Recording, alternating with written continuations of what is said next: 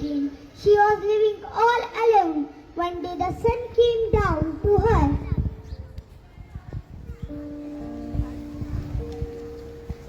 Knock, knock, knock. I am the sun. Please open the door. Let me come in.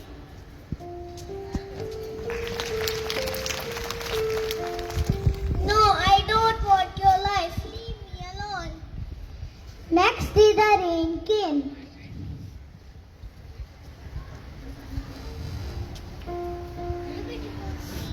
Hello, beautiful sea. You might be thirsty. May I have some water? Go away. I don't want to drink water.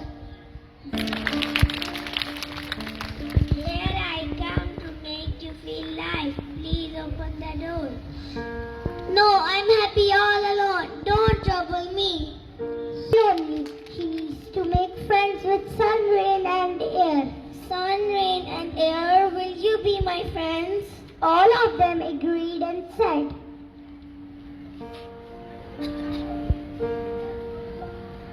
Yes, sure, we are our friends.